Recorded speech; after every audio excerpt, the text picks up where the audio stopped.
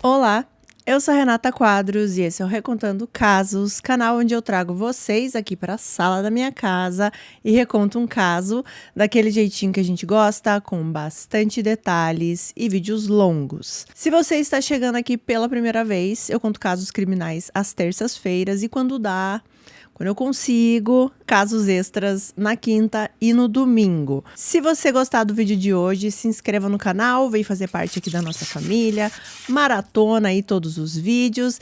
E para você, meu inscrito querido, que estava esperando pelo dia de hoje, muito obrigada pela parceria de sempre e por ainda não ter enjoado da minha cara. Antes de começar o vídeo de hoje, eu preciso dar um recado aqui para vocês, muito importante, porque setembro, gente, é o mês perfeito para você garantir a sua peça da Insider. Por quê? Porque tá rolando descontos de até 50%. Deixa eu explicar rapidinho aqui para vocês. O meu cupom com a Insider vocês já conhecem, 15% off, certo? Muitos de vocês, inclusive, já usaram. Só que agora, no mês de setembro, que é o mês do cliente, o meu desconto, somado com os descontos que já existem lá no site, dá para chegar em até 50% de desconto. Sim, gente, somar descontos é uma coisa que eu amo. Melhor oportunidade para você que sempre teve vontade de ter aquela peça da Insider e ficava na dúvida, o momento é agora.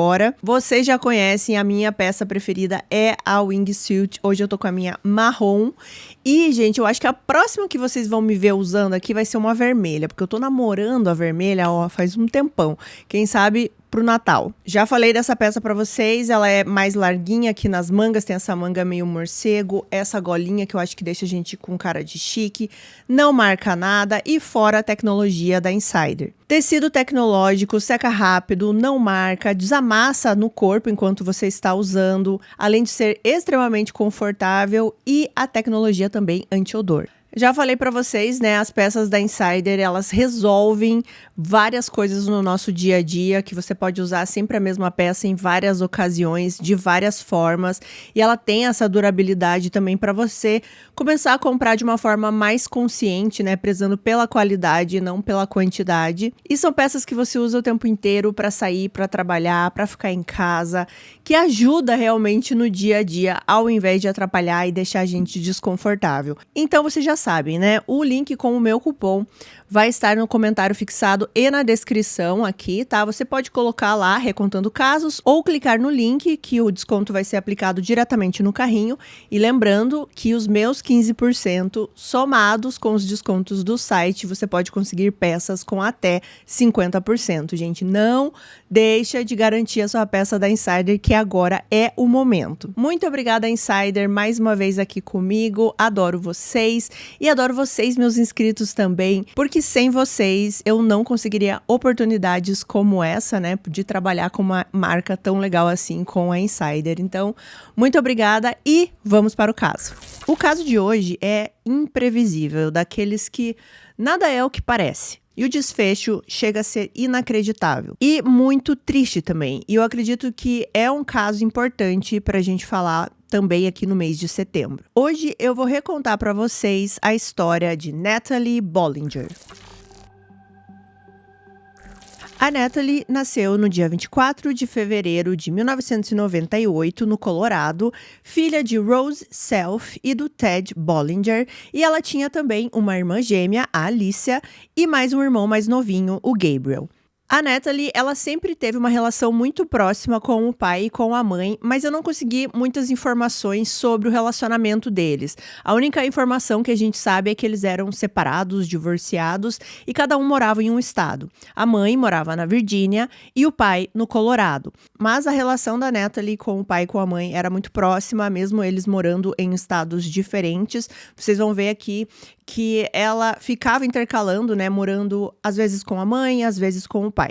Como eu falei pra vocês, a Natalie tinha uma irmã gêmea idêntica, a Alicia. Elas nasceram com 3 minutos de diferença e a Natalie, ela nunca deixava ninguém esquecer disso. Ela adorava dizer que ela era a irmã mais velha, com orgulho.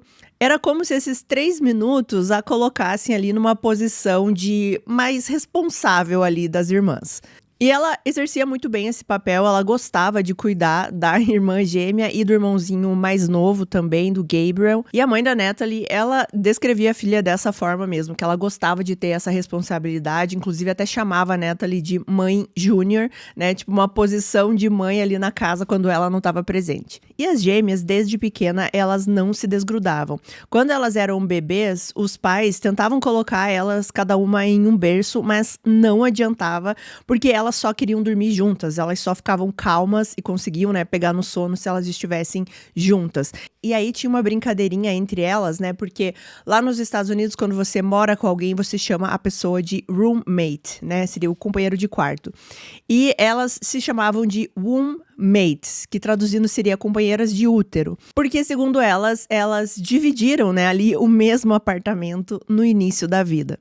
As duas tinham gostos parecidos, mas personalidades bastante diferentes. A Alyssa, segundo a mãe, ela era assim mais atrevida, mais sofisticada também, no sentido que ela tinha gostos mais peculiares, assim, tinha que ser aquele tipo de comida, aquela roupa, ela gostava muito disso. E a Natalie, ela não tinha muito isso, ela era mais tranquila, pra ela tudo tava bom, e ela tinha essa personalidade mais apaziguadora, como eu falei pra vocês, né, aquela coisa assim de eu sou a responsável, deixa que eu vou cuidar de tudo que tá acontecendo aqui, assumindo novamente o papel da irmã mais velha. Outro traço muito forte da personalidade da Natalie era que ela amava os animais. Ela tinha uma mania aqui, né, de pegar emprestado, vamos dizer assim, os animais de estimação dos vizinhos. Se ela via ali um animal de estimação de algum vizinho, ela trazia para casa e ela falava assim, não, esse animalzinho tá precisando de um banho, tá precisando de um snack. E a mãe falava assim, Natalie, eles têm casas, eles têm tutores, devolva os pets. E aí a mãe da Natalie chegava em casa a cada hora com um animalzinho ali novo, que obviamente depois era devolvido pro vizinho, né? Mas era algo que realmente ela fazia com frequência e era o que ela gostava de estar em contato com os animais, sempre achando que eles estavam precisando de alguma coisa, de algum cuidado extra. E teve até uma piada ali na família, porque o zoológico ali da região, eles anunciaram que um urso panda tinha sumido. Daí virou uma piada interna ali na família, porque todo mundo chegava pra Natalie e falava assim, vai Natalie, conta onde você escondeu esse panda. A infância das gêmeas aqui foi marcada por viagens, né, como eu já mencionei, entre o Colorado, onde vivia o pai, e a Virgínia, onde estava a mãe.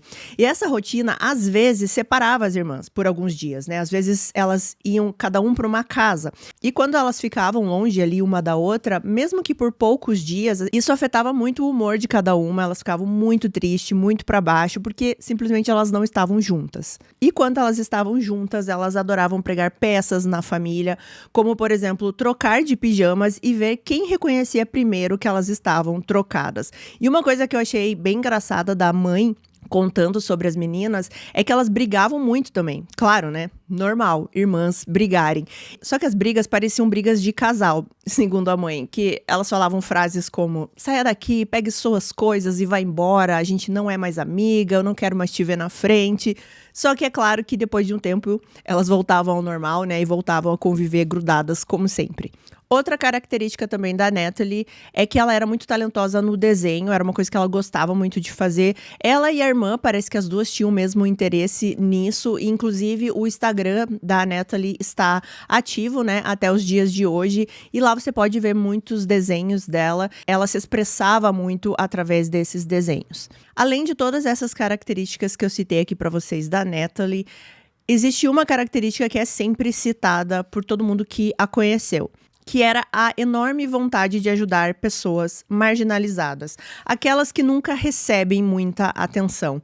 Ela e a irmã, quando elas saíam almoçar, por exemplo, em algum lugar diferente com a família, e sobrava alguma comida, elas sempre pediam para embalar, né, para levar para casa, só que ao invés de levar para casa, elas distribuíam para moradores de rua. Elas sempre tiveram esse carinho por pessoas que, no geral, assim, passavam despercebidas por todo mundo, sabe? As duas, a Natalie e a Alicia. Desde pequenas, elas tinham esse olhar, né, de fazer o outro se sentir bem e de ter esse zelo com o próximo. Mas a Natalie também enfrentou já alguns momentos bem difíceis na adolescência. Um deles foi um acidente muito grave que ela teve de carro. Eu não consegui muitos detalhes de como foi esse acidente, mas o que deu para entender é que ela passou alguns dias no hospital, inclusive a mãe dela ficou no hospital todos esses dias cuidando dela. E a partir desse acidente, ela começou a cultivar ali uma vontade muito grande de se tornar enfermeira. É dito que no começo ela queria ser veterinária, depois ela queria fazer alguma coisa aí envolvida com o meio ambiente, mas depois desse acidente ela estava decidida que ela queria estudar enfermagem. Em maio de 2016 foi o ano que a Natalie se formou no ensino médio. E eu não sei exatamente como funcionam as coisas lá, né, mas a mãe da Natalie disse que ela se formou um ano antes da irmã gêmea. E justamente porque ela queria se formar rápido, porque ela queria já entrar na faculdade, começar a estudar enfermagem, né? Eu não sei como isso foi possível, mas enfim, né? Também não é muito relevante aqui pro caso. O fato é que depois que ela se formou no ensino médio em 2016, ela se muda pro Colorado para morar com a família do pai. Isso porque o pai do pai, né, ou seja, o avô da Natalie estava muito doente. E ele era mais do que um avô para Natalie, ele era a figura paterna mais forte que ela tinha, assim. O que dá para entender, ele era muito mais presente na vida da Natalie, ela era muito mais próxima do que o próprio pai. E a Natalie, ela esteve com ele até os últimos dias de vida. Pouco antes do Dia de Ação de Graças de 2017, ele faleceu. E isso deixou a Natalie devastada.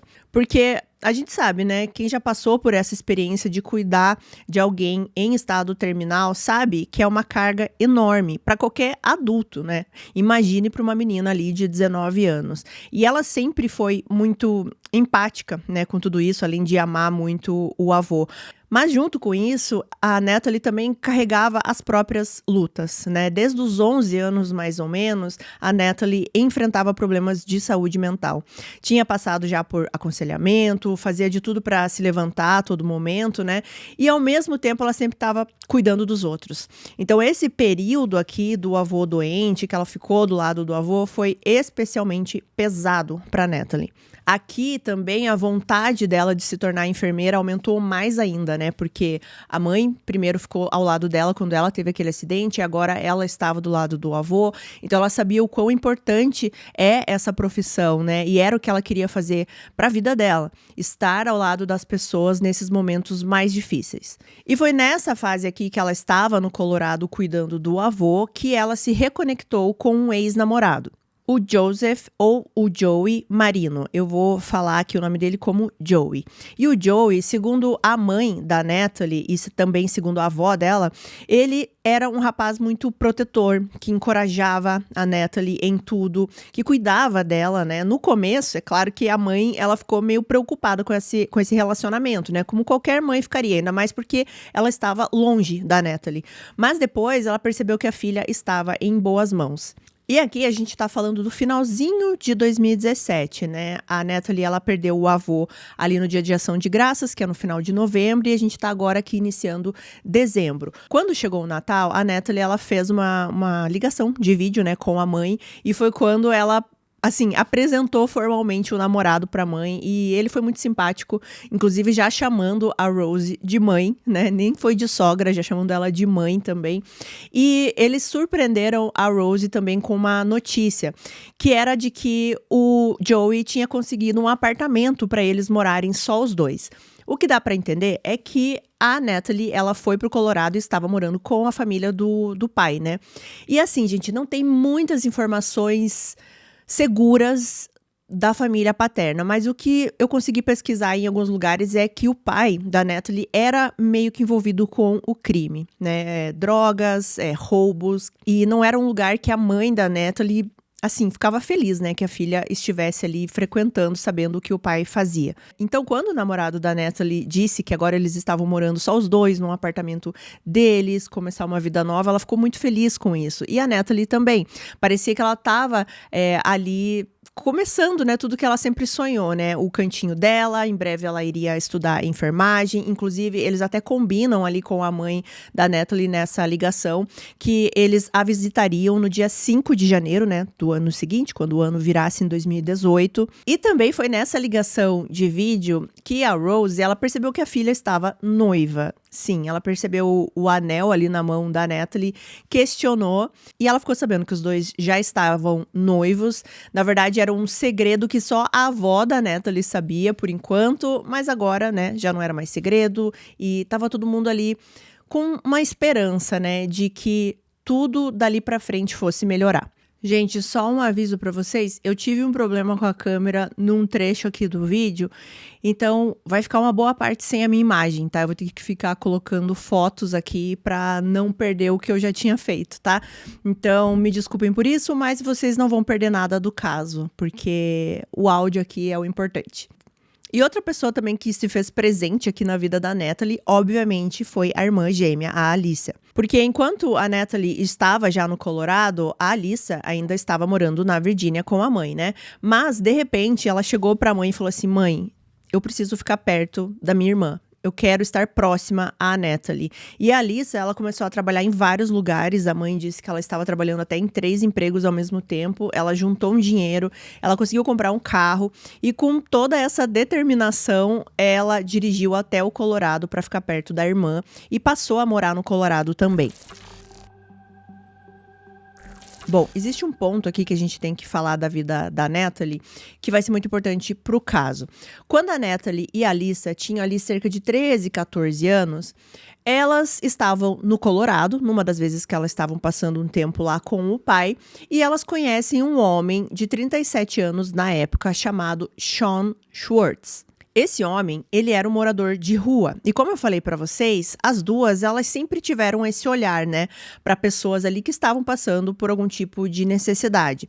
E nessa ocasião, foi um dia que elas estavam ali em algum lugar da cidade e elas perceberam esse homem ali na rua e vendo todo mundo passar por ele sem dar nenhuma atenção.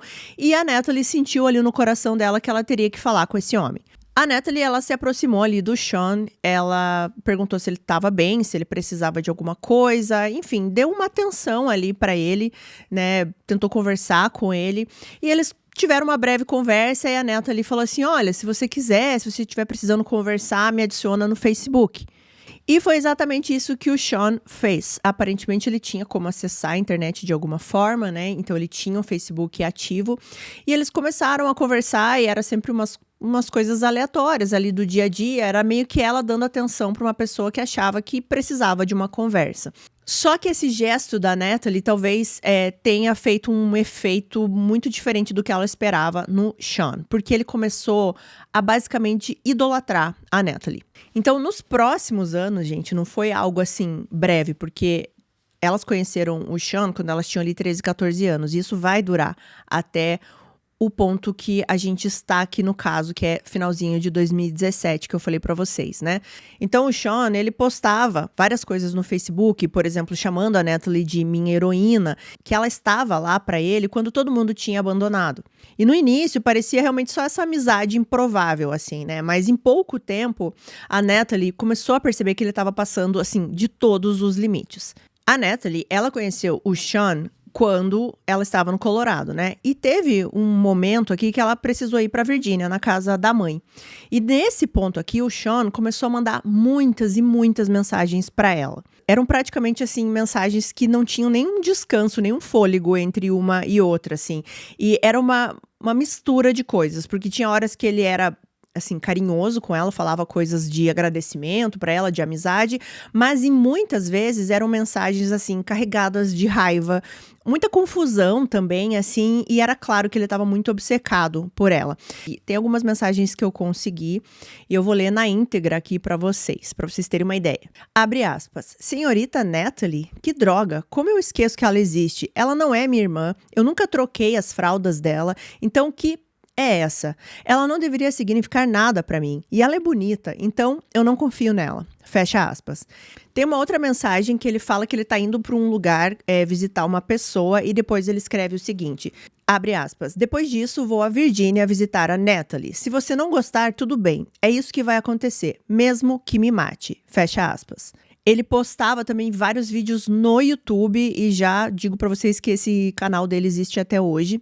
Ele fazia vários desabafos confusos e, assim, é nítido de ver que ele tem algum tipo de problema, né? Só que ele começou realmente a ultrapassar todos os limites a ponto dele realmente ir até a Virgínia atrás da Natalie. Como ele conseguiu, gente, é muito estranho, porque eu tenho certeza que vocês vão perguntar isso, né? Eu falei que ele era um morador de rua, mas aparentemente ele tinha alguma renda, talvez do governo, ele tinha um carro também, então muitas vezes ele dormia no carro, às vezes ele dormia em casas de amigos, parentes, em alguns momentos da vida dele dá a impressão que ele tinha um apartamento, mas assim, ele era uma pessoa numa situação difícil, assim, de pouco dinheiro e enfim, né? É isso que vocês têm que ter em mente, que quando a Natalie conheceu ele, ele estava morando na rua. Mas enfim, ele vai até a Virgínia atrás da Natalie. A mãe da Natalie, ela conta que um dia ela escutou uma buzina, assim, e não uma buzina tipo um bipzinho só, não, era uma buzina contínua na frente da casa dela. E quando ela foi olhar, era o Sean. E ele tava buzinando e ele tava assim, trancando o tráfego da rua, ninguém conseguia passar.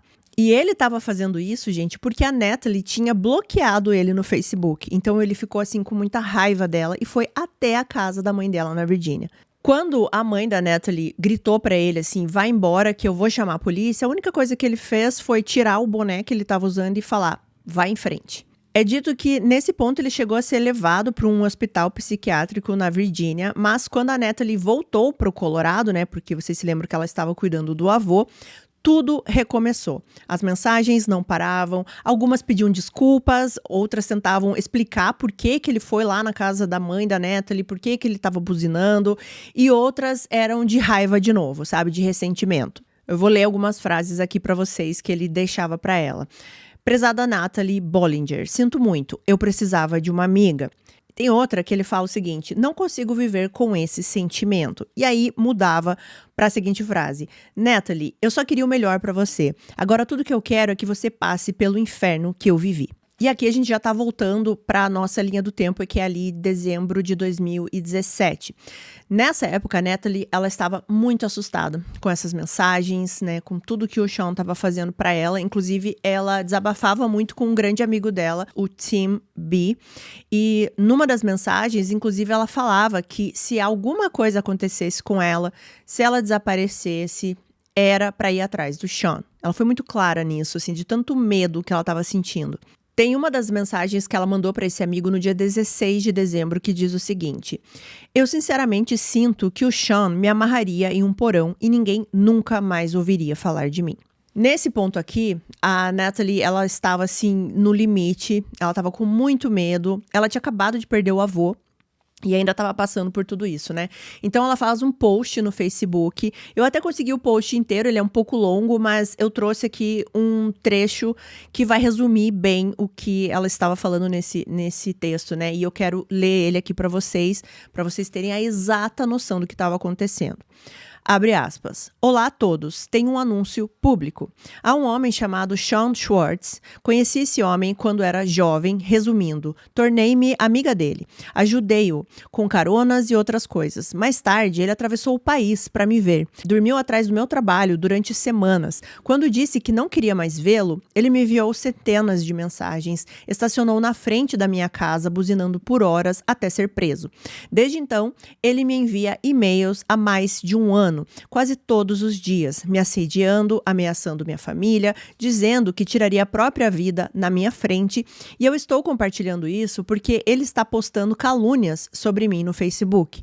Peço desculpas se alguém receber mensagens dele, por favor ignore, ele é doente mental, e estou tentando consertar isso. Fecha aspas. Eu li, gente, algumas mensagens do Sean, na internet tem algumas, e assim, tem coisas bem absurdas, tá? Ele fala coisas bem gráficas do que ele vai fazer, assim, na frente da Natalie, coisas bastante violentas, ele xinga ela de várias formas, e assim, eu fiquei imaginando se fosse comigo, né? Eu estaria apavorada se tivesse uma pessoa todos os dias, gente, mandando e-mails ameaçadores pra você, né? O que você ia pensar? Então, eu imagino o nível de estresse aqui que a Natalie estava. Inclusive, já abaixo desse post que ela mandou, tinha, assim, um print, e era um print da foto do Sean. E esse print era de um perfil fake que o Sean tinha feito, sabe? Então, ele fazia perfis fakes um atrás do outro, né? Toda hora que ela bloqueava um perfil, ele ia lá e fazia de novo e continuava com as mensagens. E outra coisa, né, gente? Não eram só as mensagens. Ele também postava no Facebook dele e no YouTube dele os vídeos. E muitos vídeos, assim, bastante alterado. E pelo que eu vi no canal dele, assim, ele era bem frequente nessas postagens de vídeo, tipo, vários vídeos ao dia. E nesse post que a Natalie fez, tinha uma pessoa comentando, perguntando se ela não ia atrás aí de uma ordem de restrição contra esse homem, né? E já era uma coisa que a mãe dela tinha falado pra ela fazer. E ela disse que sim, né? Eu não sei exatamente o dia que era esse post, mas ela fala na resposta assim, na segunda-feira de manhã eu já vou fazer isso. E foi exatamente isso que ela fez. No dia 22 de dezembro de 2017, ela foi até a delegacia, né, para registrar essa ordem de restrição e saiu de lá com uma medida protetiva. Inclusive, a mãe, ela se lembra que depois disso, quando a Natalie sai da delegacia, ela estava bastante animada, assim, como há muito tempo a mãe não via. Inclusive, até relembrou, né, dos planos que ela estava fazendo para no dia 5 de janeiro ela visitar a mãe com o namorado. Então, assim, parecia que estava tudo se encaixando ali na vida da Natalie. E é aí que a gente chega no dia 28 de dezembro de 2017, finalzinho mesmo do ano. Nesse dia, a Natalie, ela tinha combinado com o seu amigo, o Tim B, de andar de moto. Então, por volta das 9 da manhã, a Natalie manda uma mensagem pro amigo para confirmar, né, o passeio que eles iriam fazer. Às 9h06, o Tim responde dizendo assim que sim, que estava tudo em cima, né, que era para ela avisar a hora que ela gostaria que ele fosse lá buscá-la.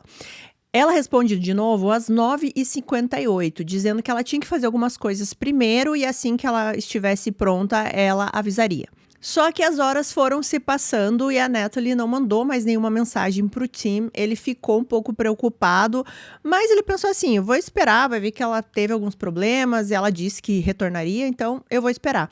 Mas, do outro lado da cidade, existia uma outra pessoa que estava também preocupada com essa falta de mensagens ali da Natalie. E essa pessoa era o namorado dela, o Joey. O Joey e a Natalie, eles sempre trocavam mensagens o tempo todo, quando o Joey estava no trabalho. E nesse dia não foi diferente, eles estavam trocando mensagens ali de manhã. E é dito que o Joey, ele tinha sempre 2 intervalos ali no trabalho, um por volta das 9 da manhã e outro 1h30 da tarde. E quando chegou nesse horário aí de 1h30 da tarde, o Joey estava ali tentando mandar mensagens de novo para Natalie e ela não estava respondendo. A última mensagem que ele recebeu da namorada foi por volta ali do meio-dia, mais ou menos, já tinha assim passado um pouquinho do meio-dia, quando ela disse para ele assim: tem alguém na porta, tem alguém batendo na porta, eu vou ver o que que é. Depois disso, ela não respondeu mais, ele mandou outras mensagens, mas ela não respondia. O Joey, já que por volta das 2 da tarde, mais ou menos, ele liga pro Tim, porque ele sabia, né, que a Natalie ia sair com um amigo. Então, ele liga pro Tim perguntando, você viu a Natalie? Vocês estão juntos, né? O que tá acontecendo? E o Tim fala que a Natalie também não estava mais respondendo, que eles não saíram juntos e ele não sabia onde ela estava. O Joey, então, vai para casa, né, pro apartamento que ele dividia com a Natalie. Ele chega no apartamento por volta das 3 da tarde. Ele achou estranho que o apartamento estava com a porta fechada, porém não estava trancada. Algo que era bastante incomum, a Natalie não fazia isso, né, eles não deixavam a porta destrancada. Outra coisa que chamou a atenção do Joey foi que o celular da Natalie estava no apartamento, mas ela não estava. Existiam outros pertences dela ali também. E algo que deixou o Joey com muito, muito medo foi que a arma que ele tinha também estava desaparecida. O Joey, então, ele avisa a mãe da Natalie, né, a Rose, e pergunta se ela sabia alguma coisa da Natalie, se ela tinha entrado em contato. A mãe, ela tinha recebido uma ligação da filha às 2 horas lá na Virgínia. Só que aqui eu preciso explicar para vocês. Existe um fuso horário da Virgínia para o Colorado. Então, às 2 horas na Virgínia eram meio-dia, mais ou menos, ali no Colorado.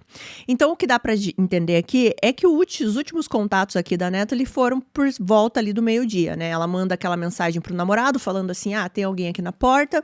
E ela também liga para a mãe. A mãe não atendeu essa ligação, porque se eu não me engano, gente, ela estava numa consulta no dentista, então ela perdeu essa ligação, né? A filha tentou falar com ela não conseguiu atender. E depois, quando a mãe retornou essa ligação, né, para falar com a filha já não atendeu mais o celular.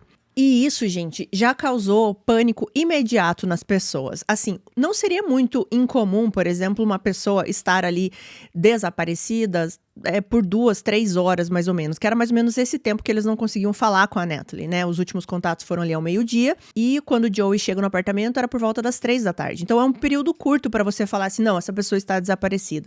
Só que aqui no caso da Natalie já alarmou de início por causa da história do Stalker, certo? Ela tinha acabado de conseguir uma ordem de restrição contra o Sean, né, o Stalker. Ela estava com muito medo. E agora ela estava desaparecida, o celular dela estava em casa, mas a arma, que era do namorado, que ficava sempre ali em casa, não estava lá, né? Tinha sido levada junto com a Natalie. O Joey, então, ele liga pra polícia por volta ali das 3:30 da tarde, mais ou menos. A polícia chega até o apartamento e começa a fazer algumas perguntas pra ele. Ele explica toda essa situação do Stalker, né? Ele fala que ela colocou uma medida protetiva contra ele, todas as mensagens, enfim, ele explica tudo que eu já contei aqui pra vocês. Ele, de início, ele não fala que a arma estava desaparecida porque ele ficou com medo da Natalie se complicar por isso, mas depois ele acaba falando para os policiais, né, que existia uma arma que deveria estar na casa e não estava. E aí o medo começou a crescer, porque até o policial pergunta pro Joey se ela tinha tido já tendências a tirar a própria vida, ou alguma questão nesse sentido. E ele falou que sim, que ela já tinha tentado algumas vezes, porque ela estava passando por uma fase bastante complicada, como eu falei pra vocês. Só que é importante dizer aqui pra vocês, porque o Joey, ele é bastante questionado nesse caso do porquê ele deixou uma arma ali no apartamento, sendo que a Natalie passava por esses momentos. Mas é importante a gente destacar aqui é que a Natalie, ela estava com muito, muito medo do Sean, a ponto dela dormir com a arma embaixo do travesseiro, porque ela tinha medo dele aparecer lá no apartamento no meio da noite. E como ela ficava sozinha nesse apartamento, quando o namorado ia trabalhar, a arma era uma espécie de uma segurança para ela, caso ela precisasse. E outra coisa bastante até surpreendente nesse caso é que os policiais, eles já levaram esse caso a sério desde o início, assim. Desde o início, eles levaram tudo a sério, a saúde mental da Natalie, o que ela passava com o Stalker. Então, a investigação começou imediatamente. Os investigadores, eles começaram a falar com os familiares, eles falam com a mãe, falam com a irmã também, e a irmã disse que não sabia onde a Natalie estava, que ela não tinha entrado em contato naquele dia. A mãe conta a ligação que eu falei aqui pra vocês, que ela perdeu da filha. E, inclusive, a Alissa, a irmã, né, ela fala assim, eu não vou ficar esperando vocês fazerem alguma coisa, eu vou procurar por ela. E ela queria ajudar, né, de alguma forma. E a mãe, a Rosie, ela já ficou em pânico desde o início, porque a Natalie, às vezes ela demorava para responder, né, uma mensagem ou outra, mas assim, ela jamais sairia sem o celular e ela jamais ficava tanto tempo assim sem dar uma notícia. Porque apesar dos momentos que ela estava passando, momentos difíceis, ela sempre ficava em contato com a família. Ela sabia o quanto importante era isso, assim, né? Ela não gostava de ficar assim, isolada, né, sem falar com ninguém. Bom, é claro que, com tudo que eu contei aqui pra vocês, né, o primeiro suspeito foi o Sean Schwartz. E no dia 29 de dezembro de 2017, ou seja, já no dia seguinte, né, o departamento ali do xerife, eles conseguiram encontrar o Sean. Ele estava hospedado no apartamento de um amigo e eles o trouxeram para interrogatório. Os detetives começam perguntando o que o Sean fez no dia anterior ao desaparecimento, ou seja, no dia 27, que era uma quarta-feira. E o Sean, ele disse que ele ficou o tempo inteiro nesse apartamento que ele estava hospedado, porque ele tinha medo das pessoas, ele não se sentia bem saindo na rua, encontrando pessoas, então ele ficou em casa, enclausurado. E aí, os detetives perguntam, tá, e o que você fez no dia 28? Você dormiu nesse apartamento e acordou nesse apartamento no dia seguinte? E ele falou que sim, que ele não saiu do apartamento em nenhum desses dias. Ele até chega a dizer que ele saiu para uma loja da esquina, ali perto do apartamento, que ele fez algumas compras, e ele afirmava que a maioria das coisas que ele comprava eram com cartão de débito, né, e que eles poderiam comprovar, né, tudo isso. E aí os detetives perguntam pro Sean se ele tinha falado com a Natalie nesses últimos dias, né, antes dela desaparecer. E o que ele respondeu foi o seguinte, abre aspas, não senhor, quem me dera. Se ela tivesse falado comigo nos últimos dias, ela já estaria com a família. Eu achei que ela estivesse na Virgínia, nem sabia que ela estava aqui. Só não queria que vocês perdessem tempo comigo, fecha aspas. Os detetives, eles falam o seguinte, não é perda de tempo. A gente sabe que você conhece ela, então por isso estamos pedindo a sua ajuda. E ele fica até, assim, emocionado, ele agradece, ele fala, graças a Deus, né, do tipo assim, graças a Deus que vocês não estão desconfiando de mim. Só que, assim, do lado de fora ali da sala de interrogatório, a imagem que o Sean passava só aumentava a desconfiança em cima dele. Além de tudo que eu já contei pra vocês, ele foi uma das primeiras pessoas a compartilhar nas redes sociais a notícia do desaparecimento da Natalie. Ele pedia ajuda, ele dizia que todos deveriam procurar por ela, como se ele tivesse esquecido que pra Natalie e pra todos que conheciam, né, ela, ele era esse perseguidor aterrorizante, né? Todo mundo tinha medo dele. Teve um vídeo, gente, que ele chegou a gravar falando que ele poderia oferecer dinheiro pra Natalie. Era como se ele estivesse conversando com a Natalie através desse vídeo, né? Então ele fala assim que ele tinha $300 guardados, que ele poderia dar pra ela esse dinheiro, se ela pudesse usar esse dinheiro para se manter segura, que era só isso que ele queria, que ela estivesse segura. E é claro, né, gente, que ali, todo mundo que sabia do caso, que já estava sabendo do desaparecimento e sabia o que a Natalie estava passando com o Sean, todo mundo desconfiou dele na hora. Dentro de poucas horas ali, né, toda a comunidade online virou os olhos para ele, né? Então, alguns grupos de Facebook foram criados para descobrir o que tinha acontecido com a Natalie, né, para ajudar a encontrá-la. E todo mundo que estava nesses grupos, pelo menos a maioria, dizia que tinha sido o Sean. E ele começou a sofrer aí esse linchamento virtual, né? Foi algo, assim, imediato. E não é de achar isso estranho, né? Porque todo o histórico aqui leva realmente a gente pensar nisso, assim, ele é o provável suspeito. E aquela mensagem que a Natalie tinha mandado pro amigo, né, dizendo assim, se eu sumir, se alguma coisa acontecer comigo, foi o Sean, veio à tona. Todo mundo começou a saber dessas mensagens, né, então todo mundo desconfiava dele. Era impossível ignorar isso, né? Porque a própria Natalie havia deixado claro esse alerta que ela tinha medo dele, né? Mas, ao mesmo tempo, a investigação aqui, os detetives, eles precisavam levar todas essas ideias com calma, né? Eles não poderiam, assim, se deixar levar, né? Por esse barulho aqui da internet.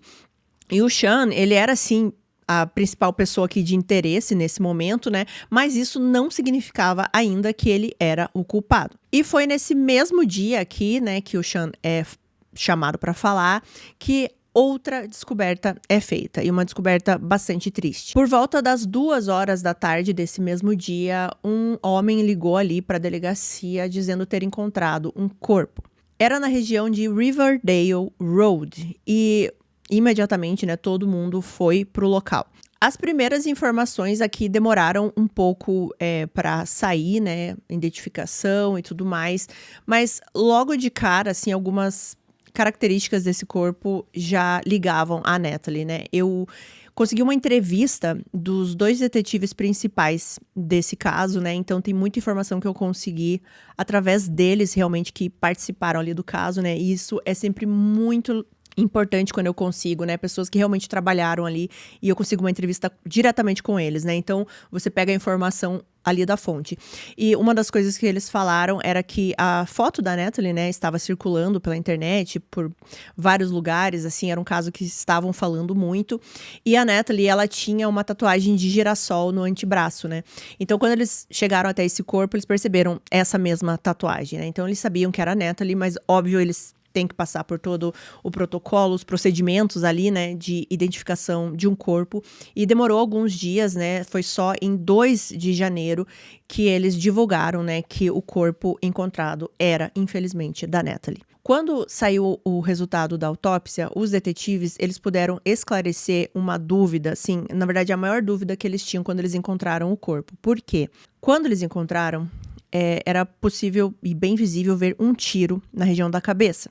E eles queriam entender se a Natalie tinha tirado a própria vida ou algo tinha acontecido. Assim, já de cara, ali na cena, né, quando eles encontraram, eles já não acreditavam tanto na hipótese dela ter tirado a própria vida, porque a arma não estava ali no local. Mas ainda existia a possibilidade disso ter acontecido, né, e alguém passou por ali e, sei lá, né, ignorou o corpo e levou a arma, né, roubou a arma. Mas depois da autópsia, essa dúvida aqui pôde ser tirada. A resposta era que não. a Natalie não tinha tirado a própria vida. O exame mostrou que o tiro que tirou a vida da Natalie foi dado na parte de trás da cabeça, com um ângulo que não era compatível com um disparo auto-infligido. Além disso, a distância indicava que a arma não estava encostada, como geralmente acontece, né, nesses casos. E esses detalhes técnicos aqui eram fundamentais. A Natalie não fez aquilo sozinha. Alguém tirou a vida dela. Outra coisa que foi descoberto na autópsia é que a Natalie, ela tinha uma presença, uma quantidade muito grande de heroína no corpo. Então, o que tinha acontecido naquele dia, né? Era a dúvida aqui, né? E quem tinha feito isso com a Natalie? Outra coisa que eles descobriram ali na cena, né, e também na autópsia, foi que a arma que disparou esse tiro era exatamente igual à arma que desapareceu do apartamento, né, do Joey e da Natalie. Ou seja, muito provável que a arma que tirou a vida ali da Natalie era a do namorado, do Joey. E essa arma estava desaparecida. Bom, e à medida que essas informações iam sendo divulgadas, né, o tribunal ali da internet entrou em loucura, né? Assim, todo mundo tinha as próprias teorias do que aconteceu, tinham as próprias certezas e todo mundo estava apontando para o Sean. Todo mundo tinha a explicação exata como aconteceu no dia. E o próprio Sean, ele não deixava isso barato, né? Ele era bastante ativo ali na internet. Então, ele fazia vários vídeos respondendo essas pessoas, dizendo que ele não tinha matado ninguém. E, inclusive, ele dizia que ele jamais faria isso com a Natalie, porque ela tinha sido gentil com ele quando todos o abandonaram. Só que aí ele misturava também, né, com posts agressivos. Ele falava, por exemplo, que se ela não fosse bonita, ninguém estaria se preocupando com ela seria só mais uma. Daí ele xingava ela, né, usava, assim, vários palavrões no meio disso, enfim. Ele também tentou justificar essa perseguição, né, porque na visão dele não era uma perseguição.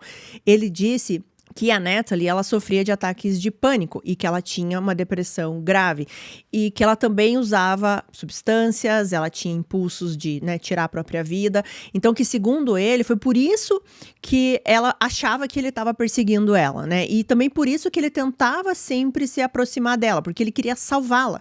Então, na cabeça dele, as coisas não eram exatamente como as pessoas estavam vendo, assim, que ele era um perseguidor, maldoso, enfim, né, que queria o mal dela. E os amigos, né, e os familiares da Natalie, eles não viam essa situação toda como o Sean estava contando, né? Eles falavam que a Natalie, sim, ela tinha uma empatia pelos problemas dele, pela falta de uma rede de apoio, né, que ele não tinha ninguém. A Natalie, ela tinha esse coração, assim, né? Ela se preocupava com as outras pessoas. Mas que o Sean se tornou obcecado, né? E ela tentou colocar uma distância nisso, né? Ela não estava gostando dessa relação. E quando ela fez isso, ele reagiu com esse desespero total, que ele passou a tomar essas atitudes extremas para, entre aspas aqui, reconquistar a Natalie. E quando isso não funcionou, virou esse comportamento ainda pior, né? Abusivo e assustador. E ela chegou a expressar isso, como eu falei pra vocês, inclusive nas redes sociais dela, né? Fazendo aquele texto público, bem longo, explicando tudo que ela tinha passado com ele e até falando para as pessoas tomarem cuidado e não levarem em conta o que ele estava falando. E uma coisa que ele começou a fazer também aqui foi... ele já fazia um pouco, mas pelo que eu entendi, nessa parte aqui piorou e depois vai piorar mais ainda. Ele falava muito dos familiares da Natalie e dos amigos da Natalie, do namorado, desse amigo que ela tinha, o Tim B. Falava assim que ia fazer várias coisas com eles também, né? A mãe da Natalie. Então, assim, absurdo, gente. Bom, mas nesse momento aqui da investigação, o barulho da internet era ensurdecedor, assim, porque essa história se espalhou, né? Grupos, comentários, teorias, como eu falei pra vocês, e todo mundo apontando, obviamente, pro Sean. Mas a polícia, né, gente, o que ela precisa fazer é se concentrar nos fatos, né? Separar tudo isso que estava acontecendo e focar na investigação, né? E o que a internet tratava ali como uma certeza absoluta, para a investigação era só uma hipótese. Inclusive, pelo que eu entendi, o Sean, ele nunca foi considerado, assim, suspeito realmente, só pessoa de interesse.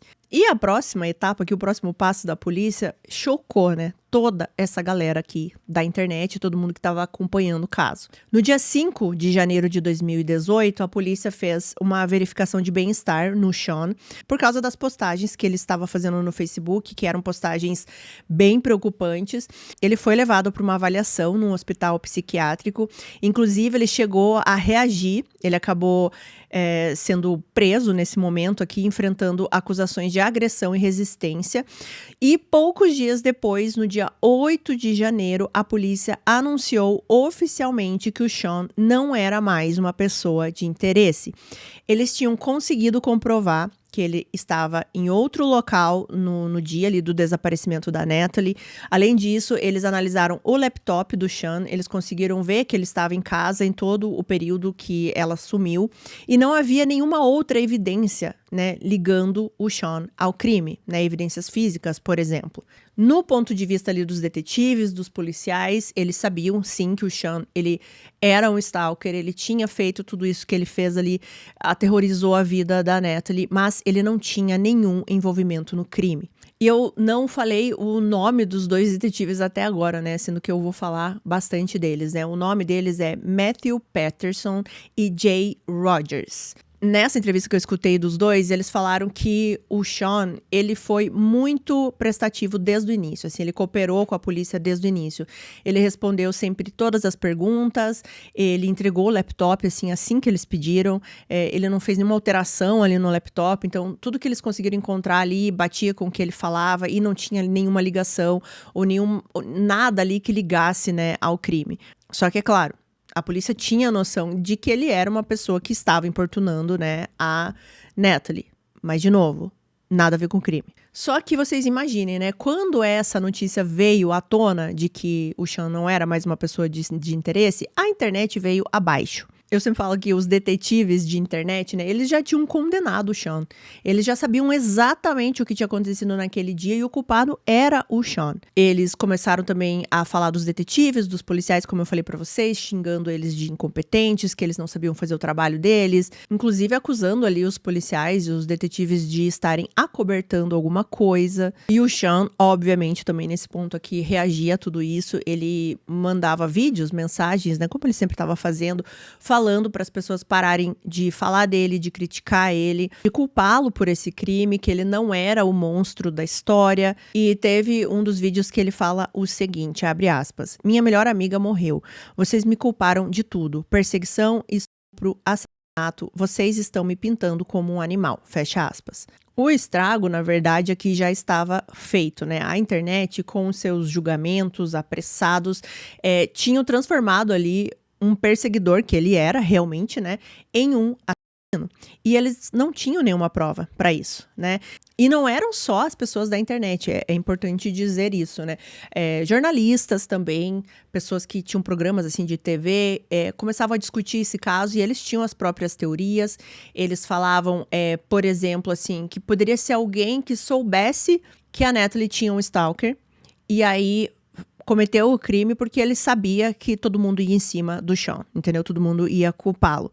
Outras pessoas começaram a desconfiar da família, falando que era muito estranho eles já falarem do desaparecimento da Natalie 3 horas depois que eles não conseguiam falar com ela. Que isso não acontece normalmente, que normalmente os desaparecimentos, a pessoa está desaparecida por um longo tempo. Então era estranho que depois de 3 horas a família já está lá falando, ela está desaparecida. Enfim, né, gente, vocês sabem como a internet funciona. E aí, quando as pessoas não tinham mais o que falar do Sean, apesar que continuavam falando, né, 2 nomes surgiram aqui, né, nesses grupos e nas pessoas que tinham as suas próprias teorias.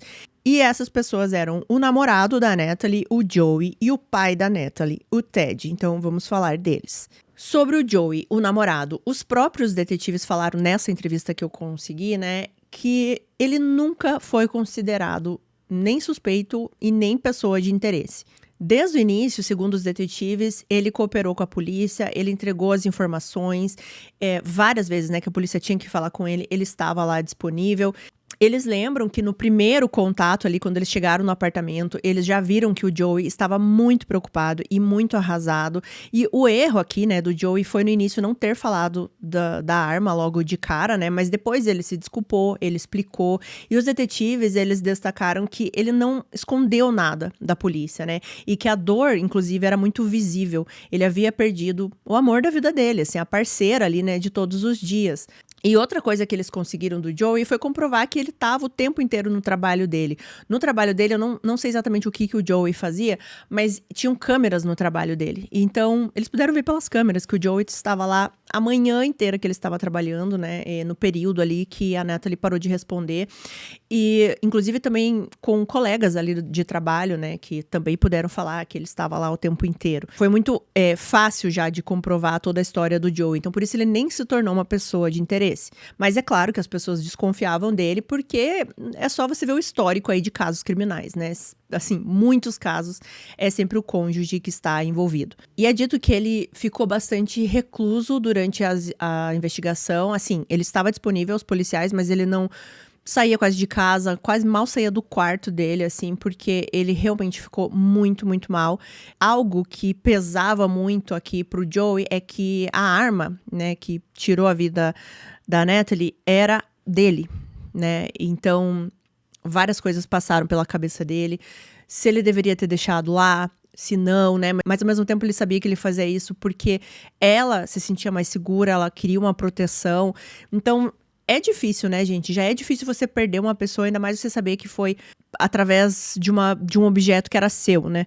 E o pai da Natalie, o Ted, como eu falei pra vocês, eu não consegui muitas informações assim que eu consegui confiar, sabe, sobre o Ted. Mas o que é possível, assim, de confirmar é que o pai da Natalie, o Ted, ele tinha um histórico complicado com passagens por drogas, furtos, como eu já falei pra vocês. Mas, segundo os detetives, e também eu escutei eles falando isso nessa entrevista que eu já citei pra vocês, todo esse histórico aqui do Ted não tinha nada a ver com o que aconteceu com a Natalie.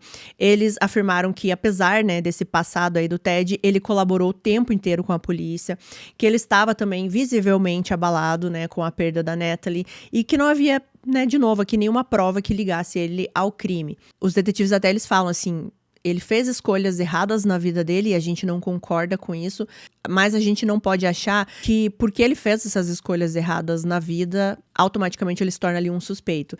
Então, eles também falaram que ele nem chegou a ser um suspeito, nem pessoa de interesse. Só que, claro, a internet também desconfiava dele, e até porque ele teve algumas atitudes, assim, estranhas, sabe? Infelizes, vamos dizer assim.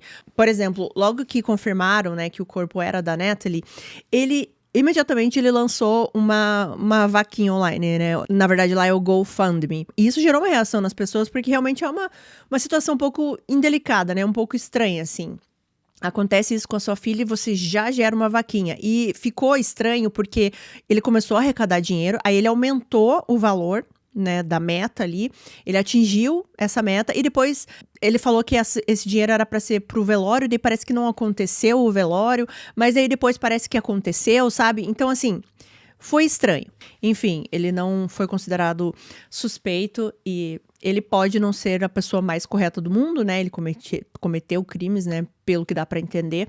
Mas ele não tinha tirado a vida da própria filha. E ele foi acusado disso, né? Ele sofreu muito com a perda da neta, segundo os detetives, e ao mesmo tempo estava sendo acusado de tudo isso, né?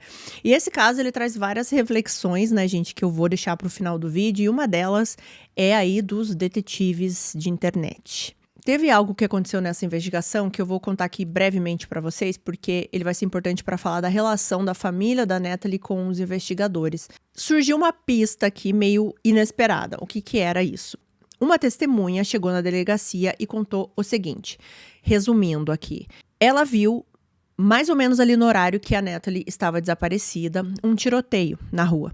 Como que foi? Tinham pessoas dentro de um carro, atirando em uma pessoa que estava fora do carro. E existiu uma menina dentro desse carro que ficou olhando pela janela do carro a pessoa caída, né, a vítima desse tiroteio, como se ela tivesse preocupada. E essa testemunha disse que essa menina que estava no carro era muito parecida com a Natalie.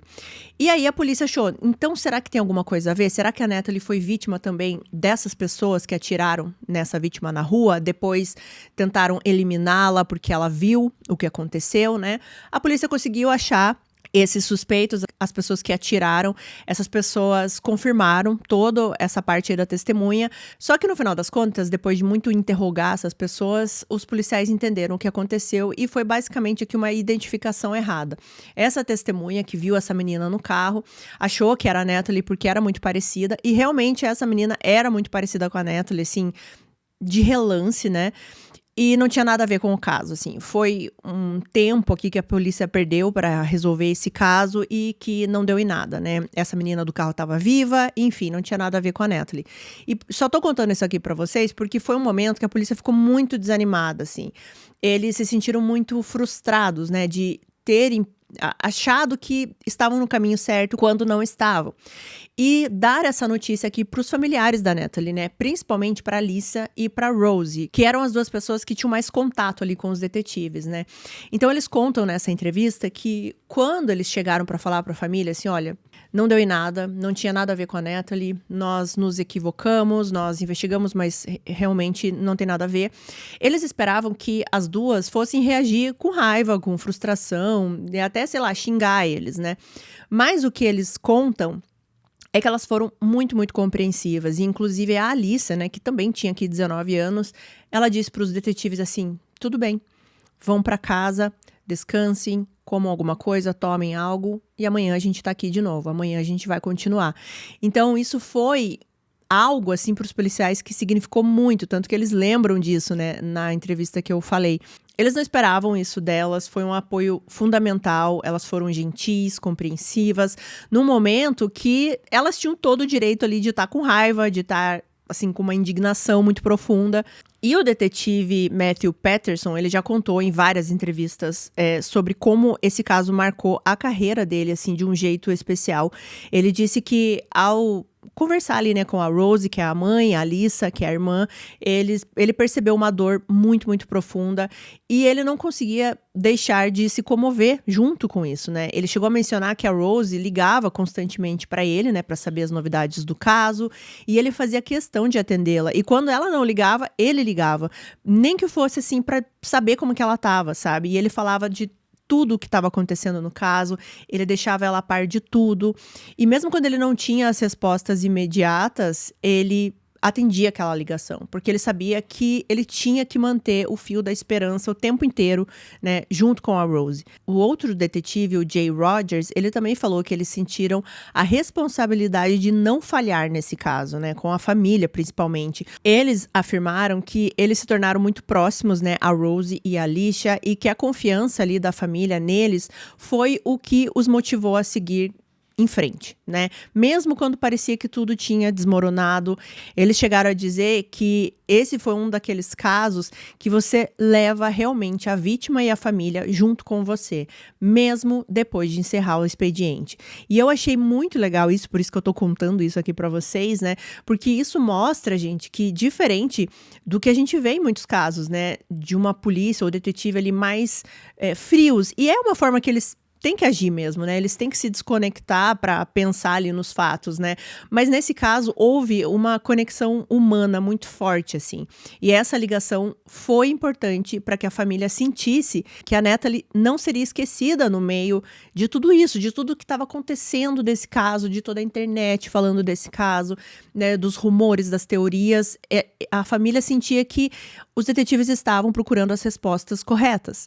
Bom, o funeral da Natalie aconteceu no dia 13 de janeiro de 2018. Foi uma cerimônia bonita, porém simples, né? Toda a família estava lá. O pai da Natalie, o Ted, estava também. Ele estava muito, muito emocionado. E eles escolheram esse momento para falar algumas coisas da Natalie e se lembrar de como ela foi ali em vida, do quanto ela tocou o coração das pessoas. Eles falaram muito que ela era, né, a luz na vida deles. Enfim, né, foi um momento bastante emocionante, porque realmente deu para entender o quanto a Natalie tocava a vida das pessoas, né? Porque ela sempre foi essa pessoa que se preocupava com o outro. Bom, mas voltando aqui às investigações, eles tinham voltado, né, à estaca zero e talvez vocês estejam perguntando, tá, Renata, mas e o celular dela? O celular dela não estava lá, né, no apartamento? Eles não investigaram o celular? Então vamos lá. Na entrevista, novamente aqui dos detetives, eu consegui entender algumas coisas. Eles falaram que o celular da Natalie era um iPhone, né, então ele estava bloqueado ali por senha, né? E eles tentaram, de várias formas, desbloquear ali das maneiras possíveis, assim, com a senha, tentando reiniciar o aparelho, enfim, várias coisas, eles não conseguiram. E eles tentaram, então, com a Apple, né, para que a Apple liberasse esse aparelho. Só que, gente, a Apple, ela só liberou o aparelho 1 ano e meio depois do pedido ali, do que aconteceu no caso. Ou seja, 1 ano e meio depois, só para dizer aqui para vocês, o caso já estava resolvido, né, então não adiantou nada. E, inclusive, o detetive fala nessa entrevista que ele acha errado isso, assim, que alguma coisa deveria ser feita, assim, questão de leis mesmo, para que a Apple, quando tivesse realmente um mandado ali, uma pessoa, né, perdeu a vida ou uma pessoa tá em risco, enfim, eles tinham que liberar imediatamente o aparelho, sabe? Mas isso não aconteceu, não sei se hoje em dia é assim, mas na época que não era. Então, a única coisa que eles conseguiram aqui do celular foram os registros com a operadora. E isso também demorou. Eles falam na entrevista que as operadoras, elas têm até 30 dias para entregar, né? E, segundo eles falam assim, gente, é uma coisa que a operadora poderia entregar em 2 dias, mas elas esperam esses 30 dias para entregar. E foi o que aconteceu nesse caso, né? Então, demorou para os registros chegarem à polícia. E os registros, eles são apenas aqueles registros, assim, que números ligaram para Natalie ou que trocaram mensagens com a Natalie. Eles não conseguiam o conteúdo dessas mensagens, mas foi o suficiente. Porque no dia que a Natalie desapareceu, eles perceberam que existia um número muito recorrente trocando mensagens com ela e era um número que ela não tinha nos contatos, era um número desconhecido. Eram 111 mensagens, tá? SMS. E essas mensagens começaram ali por volta das 5 da madrugada, da manhã, enfim, até meio-dia, mais ou menos. Aí essas mensagens param e não existia nenhum outro contato com esse celular, nem antes do dia ali, do dia 28, que foi o dia que ela desapareceu, e obviamente nem depois. E esse detalhe dos horários aqui foi bastante marcante, eu vou relembrar aqui com vocês, né, que ao meio-dia foi basicamente ali a última mensagem que ela também mandou pro namorado, falando assim, alguém chegou aqui na porta, e também o horário que ela fez a ligação pra mãe, mas a mãe não conseguiu atender a ligação. Logo que eles têm em mãos esse número, eles conseguem a pessoa, né, dona desse número. E isso aconteceu no dia 23 de janeiro de 2018. Ou seja, já estava fazendo aqui um mês, né, do crime contra a Natalie. O dono deste celular era um jovem de 22 anos chamado Joseph Michael Lopes. E eu vou aqui me referir a ele como Lopes, tá? Fica mais fácil porque foi dessa forma que eu fiquei escutando o tempo inteiro, então fica mais fácil eu falar Lopes do que Joseph, tá? Entendido? E a polícia conseguiu já algumas informações de cara. Era que ele era casado e ele tinha um bebê de 7 meses. E que ele trabalhava na pizzaria Domino's. E de início, a polícia começou a vigiar o Lopes de longe, né? Eles foram até o trabalho dele, até a casa dele. Eles ficaram observando os movimentos, né? E eles viram que era um rapaz, assim, que não chamava muita atenção. Ele era bastante calmo. Eles até falam, assim, nas palavras deles, né? Uma aparência quase nerd, sem antecedentes criminais. Na verdade, em algumas fontes falam que ele só tinha, assim, multa de trânsito. E a multa de trânsito era por ele não ter usado cinto. Só que alguns detalhes começaram a chamar a atenção da polícia, porque a polícia também foi falar com o dono ali da Domino's, né, que ele trabalhava. Inclusive, os detetives destacam que essa pessoa aqui, que era o chefe, né, do Lopes, ele contribuiu muito com a investigação, ele ajudou muito com várias informações importantes. E uma das informações era que, logo depois que descobriram o corpo da Natalie, ou seja, no dia seguinte já, né, no dia 29 de dezembro, o Lopes, ele começou a passar muito mal. Ele começou a vomitar ali no trabalho e ele pediu para ser dispensado. E ele faltou ao trabalho durante os 2, 3 dias seguidos e sempre falando que ele estava muito doente. Isso era muito incomum, segundo o chefe aqui do Lopes. Ele era uma pessoa que sempre estava trabalhando, ele nunca faltava, nunca chegava atrasado. Algo muito interessante que a polícia descobriu também é que ninguém na vida da Natalie conhecia esse homem, o Lopes. Nenhum amigo, nenhum familiar, namorado, ninguém nunca tinha ouvido falar dessa pessoa. E tudo indicava realmente que aquele contato, aquelas 111 mensagens, tinham sido o primeiro contato entre os dois, o que é muito, muito estranho. Bom, a polícia, no dia 8 de fevereiro de 2018, eles já acreditavam que tinham várias coisas aqui para interrogar o Lopes formalmente, né? Porque até o momento aqui eles não tinham falado com ele a respeito do crime. Então eles fazem isso nesse dia 8 de fevereiro. Ele não resistiu, ele concordou imediatamente e ele vai até a delegacia.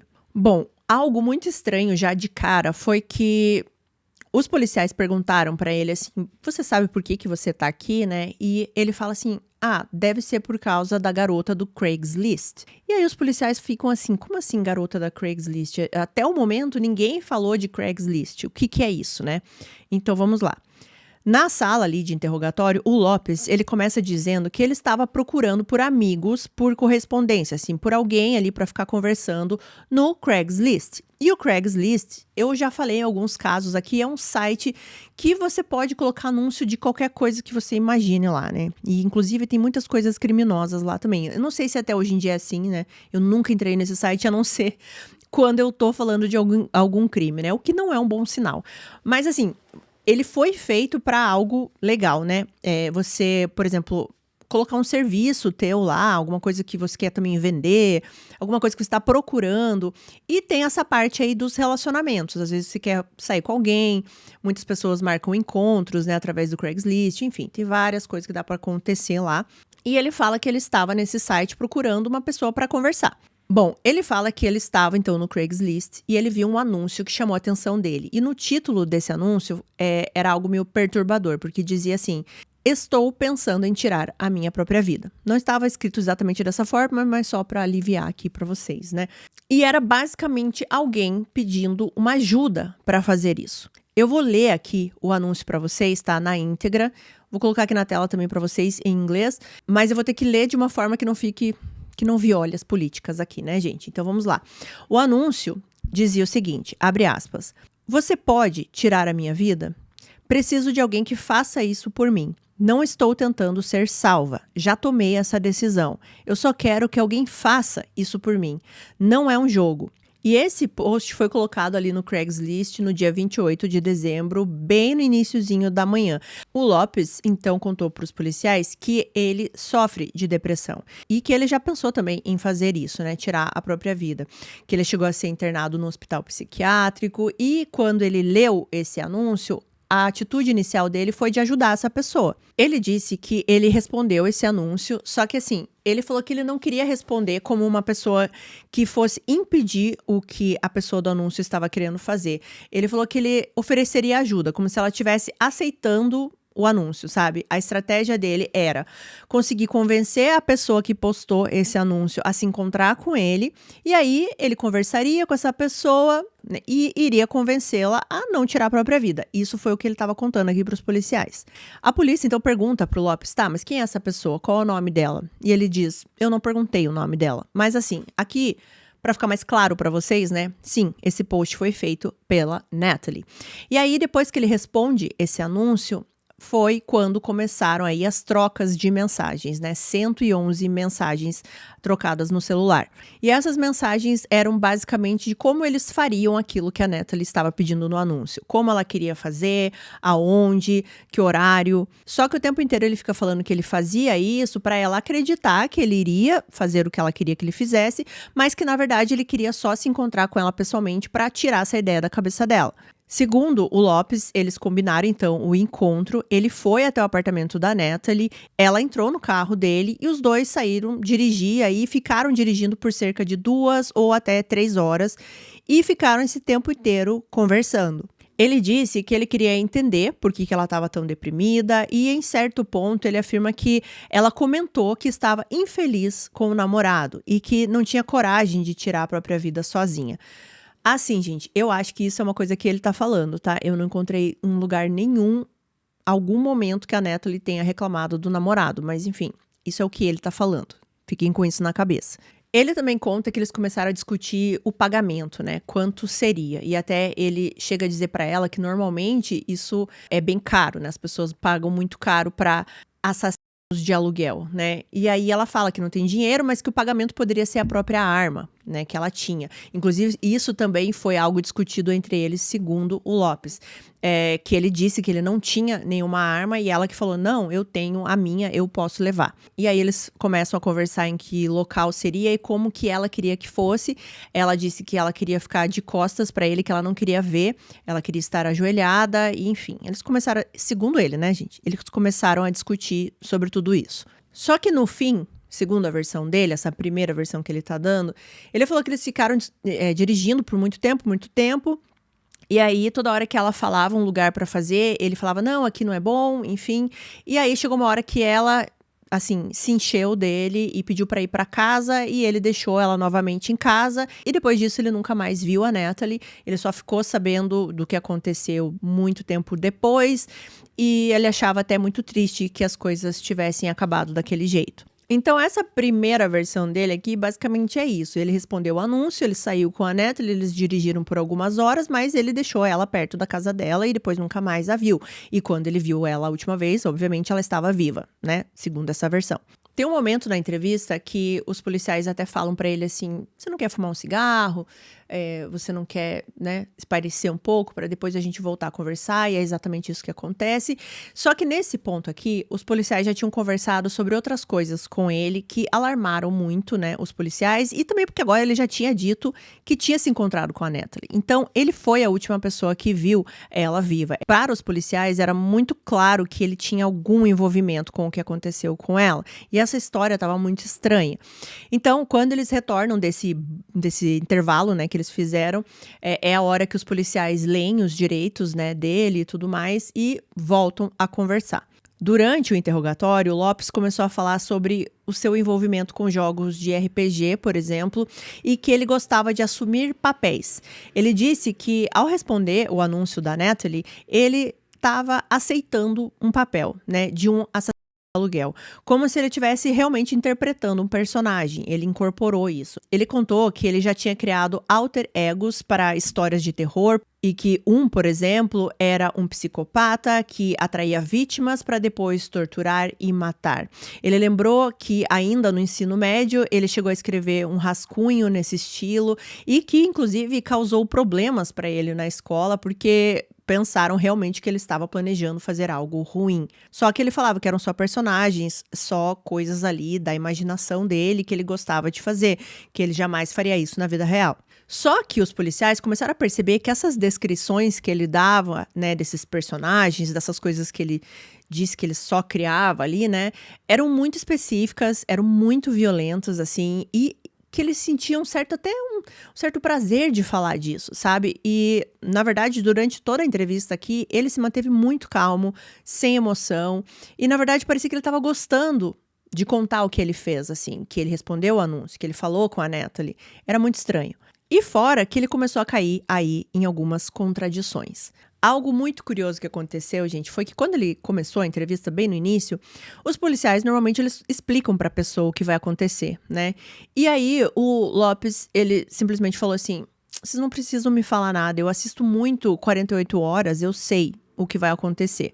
E aí os policiais acharam até aquilo um pouco estranho, né? Uma pessoa que fala que entende tanto assim de interrogatório, porque as coisas que vão acontecer depois provam que realmente ele não entendia de nada. Por quê? Porque a polícia, né, os detetives, assim que eles conseguiram um número, que eles conseguiram um nome, os registros, obviamente eles já conseguiram ali os dados de GPS do celular. E eles descobriram muitas coisas através da localização do celular do Lopes. Os dados simplesmente não batiam com o que ele tinha contado para a polícia, né? A polícia sabia que ele tinha ido buscar a Natalie, que ele dirigiu por um tempo, não muito, e que ele parou a poucos metros de onde o corpo dela foi encontrado posteriormente. Então, os detetives, eles começaram a perguntar algumas coisas aqui para ele, né? Perguntou quanto tempo ele ficou no carro com ela, e daí ele disse, né, 2 horas... 2h30, 3 horas, e aí eles perguntam se o tempo inteiro ele estava com o celular dele, e só ele tinha usado o próprio celular, e ele falou que sim. E todas essas perguntas, gente, é para confirmar né? E é para ele dizer. Toda a localização do celular foi feita enquanto ele estava junto com o celular, entendeu? E por que os policiais fazem isso? Porque eles vão levando a pessoa a confirmar coisas para depois a pessoa não poder voltar atrás, porque eles já tinham os dados do GPS. E as coordenadas do GPS mostravam que o trajeto, né, foi o seguinte: ele saindo da casa dele, né, ele chega até o apartamento da Natalie, depois eles rodam pela região e, por fim, eles param ali próximo onde o corpo foi encontrado. Cerca de 5 metros, para ser mais exata. E aí eles falam tudo isso pro Lopes, e aí ele já começa a entender que ele foi pego na mentira, então ele muda a versão. E essa é uma parte muito legal da entrevista, porque quando ele tá sendo pego aí nas mentiras, através do que os policiais tinham ali como evidência, né? Os policiais falam assim pra ele: você disse que assiste muito 48 horas, então você deveria saber que quando a polícia te pergunta alguma coisa, normalmente ela já tem a resposta. Então, basicamente, a segunda versão dele foi parecida com o que ele já tinha falado, ele só mudou o final. Ele disse que chegou num lugar que a Natalie pediu pra ele parar, ele parou, e aí ela foi caminhando assim na mata, ela se ajoelhou e ela tirou a própria vida ali com a arma que ela tinha. Ele ficou em choque, ele não sabia o que fazer. Só que quando ele fala essa versão, os policiais já falam: meu amigo, você esqueceu o que a gente acabou de te falar? Quando a gente pergunta as coisas, a gente já tem a resposta. E aí eles falam da trajetória da bala. Eles falam que era impossível ter acontecido como ele estava descrevendo, né? A Natalie não tirou a própria vida. A autópsia indicava, gente, que a arma estava no mínimo a 90 centímetros da Natalie, né? Então, não era como ele estava descrevendo. Diante disso, ele muda novamente a versão e talvez seja a versão mais próxima da realidade. Ele fala que eles rodaram por um tempo, ela pediu para parar em um certo lugar, e aí ela se ajoelhou, ela fez exatamente como ela disse que queria, né? Ela se ajoelhou, ficou de costas para ele, ele disse que eles começaram a rezar juntos e aí ele atirou na Natalie. Ele disse que ela estava pedindo muito para que aquilo acontecesse, ela insistia demais. E foi quando ele fechou os olhos e puxou o gatilho. E essa versão era a que mais batia aqui com as evidências que a polícia tinha, né? Parecia realmente que essa era a versão verdadeira. Quando ele fala tudo isso, os policiais perguntam onde está a arma. E ele fala que estava no porta-mala do carro dele. Os policiais vão até lá e ela estava lá. Inclusive, tinha também uma carteira e a bolsa da Natalie ainda estavam no porta-mala do Lopes também. Então, nesse mesmo dia 8 de fevereiro de 2018, Joseph Michael Lopes foi preso pelo assassinato de Natalie Bollinger. Só que assim, gente, o que eu vi nessa entrevista aqui com os detetives, né? Essa versão dele possivelmente é a mais próxima da realidade, né? Mas algumas coisas os detetives desconfiam. Por exemplo, em algum momento ele fala que quando ele estava rodando com a Natalie, ele ficava olhando o tempo inteiro pro relógio dele, porque ele tinha que estar no trabalho novamente às 4 horas. Então o que os detetives acreditam que aconteceu aqui? Que em nenhum momento ele estava tentando dissuadi-la ou tentando ajudá-la de alguma forma, que na verdade ele muito provavelmente ficou apressando para que isso acontecesse antes que ela mudasse de ideia. Analisando o comportamento dele, as coisas que ele disse, das coisas que ele fantasiava, que ele escrevia, era a oportunidade perfeita para ele. A oportunidade dele tirar a vida de alguém. E melhor ainda, porque nesse caso era alguém que estava pedindo para que isso fosse feito. Ele agarrou essa chance, assim, e ele queria fazer o mais rápido possível, ele não queria que a Natalie desistisse de nenhuma maneira. Porque se ele quisesse realmente ajudar a Natalie, né, mudar a ideia dela, ele tinha levado ela para um hospital, para uma delegacia, para casa de alguém, sei lá, levado ela para tomar um sorvete, comer alguma coisa, qualquer coisa para ajudá-la nesse momento, conversar com ela, mas não foi isso que ele fez. Na verdade, ele fez com que ela continuasse com essa ideia, né? Que ela não saísse desse lugar sombrio que ela estava e que ela estava fazendo a coisa certa. Os detetives também falaram que, muito provavelmente, o Lopes, ele tinha, assim, uma vida dupla, como é visto em vários casos, né? Principalmente de em série, onde a pessoa leva uma vida ali com a família, no trabalho e sozinho tem outra vida, outros pensamentos, outros desejos. Eles não podiam afirmar que o Lopes tenha feito vítimas anteriormente, né? Não tinha como eles afirmarem isso, né? Mas eles acreditam que pode ser uma possibilidade e que ele realmente ficava procurando por esse tipo de anúncio. Ficava procurando por pessoas que estavam querendo colocar fim na própria vida e ele ajudaria de certa forma, porque talvez isso fosse menos culpa pra ele, sabe? Porque a pessoa queria fazer aquilo. E parece que não, né, gente? Mas pelo que eu pesquisei nesse caso, outras pessoas já tinham feito anúncios parecidos com o da Natalie no Craigslist. Não é algo incomum. Inclusive, a polícia, os detetives, eles encontraram um anúncio publicado por uma pessoa ali da mesma cidade da Natalie. Só que, ao contrário do caso da Natalie, uma pessoa viu o anúncio, chamou a polícia pôde ir até a casa dessa pessoa e evitar com que o pior acontecesse. E outro detalhe que a polícia conseguiu saber também é que ele respondeu o anúncio, gente, assim, muito rapidamente. Tipo, ela postou o anúncio, 2 minutos depois ele já respondeu o anúncio. Então, parece realmente que a pessoa está procurando alguma coisa, sabe? Naquele momento que ela tá vivendo ali a segunda vida dela, os pensamentos que ele tinha na cabeça, do que ele queria fazer, ou talvez já estivesse fazendo, né? Não se sabe. E aí ele achou o anúncio da Natalie. Outra questão aqui, né? Eu falei pra vocês que o Lopes, ele tinha uma família, uma esposa e um bebê de 7 meses. O que é, assim, terrível. E a esposa, né, não tinha ideia do que ele fazia, não tinha ideia desse outro lado dele. A esposa, ela ficou, assim, devastada, ela ficou muito furiosa também com ele. Ela repreendeu o Lopes na frente de todo mundo quando ele estava sendo preso. Ela falava, assim, como você foi capaz de fazer isso? Enfim, outras vítimas desse caso, né? Uma família que não tinha ideia do que estava acontecendo e esse bebê vai crescer sabendo o que o pai fez. Só que a internet tinha plena certeza que a esposa do Lopes estava envolvida, que ela sabia de tudo. Não sabia. Ela não sabia. Bom, sobre esse anúncio, os detetives perguntaram para Rose, né, para a mãe, se ela achava que a Natalie escreveria esse anúncio. E ela disse que sim, que talvez a filha tivesse realmente escrito aquilo. Ela sabia o quanto a filha lutava, que ela tinha já, né, problemas aí de saúde mental, que ela estava passando por uma fase muito complicada desde que o avô paterno tinha falecido e também a questão do stalker e várias coisas que ela carregava ali desde mais novinha, enfim, e que alguém se aproveitou disso. E os detetives, eles acessaram o e-mail da Natalie para entender realmente se ela tinha postado esse anúncio, tá? Porque eu vi em algumas fontes que falam sobre esse caso que não foi possível comprovar que esse anúncio existiu e que talvez o Lopes tenha inventado esse anúncio. Mas, gente, ouvi os detetives falando nessa entrevista que sim, que esse anúncio existiu, que ela postou e, gente, olha só, ela postou esse anúncio e eu falei pra vocês que o Lopes respondeu cerca de 2 minutos depois. Pasmem, gente, 2 minutos depois que o Lopes respondeu, ou seja, cerca de 4 minutos depois que ela postou o anúncio, esse anúncio foi removido pela plataforma. Ou seja, gente, um timing aqui horrível. 4 minutos. Por isso que eu acho que o Lopes, ele ficava procurando. Não sei, gente, assim, porque ele respondeu muito rápido. E alguém deve ter denunciado esse anúncio, né? Alguém olhou, viu o que estava escrito e falou, não, isso aqui não tem que estar aqui, e denunciou e a plataforma lá removeu. Só que quando a plataforma removeu, o Lopes já tinha respondido a Natalie, e eles já estavam trocando mensagens.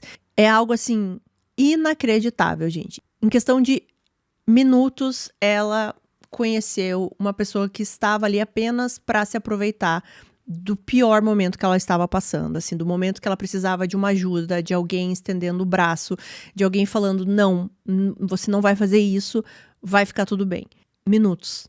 E os detetives, eles falam nessa entrevista que eles não sabem e que eles nunca vão ser capazes de provar, mas que eles acreditam sim que a Natalie teria aceitado ajuda, né, se alguém tivesse feito isso naquele dia.